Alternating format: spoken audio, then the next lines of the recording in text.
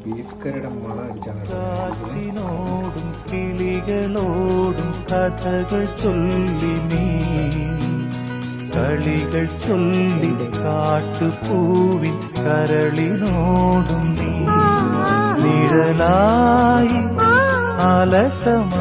അലസമലസമായി അരികിലൊഴുകിന ഇളം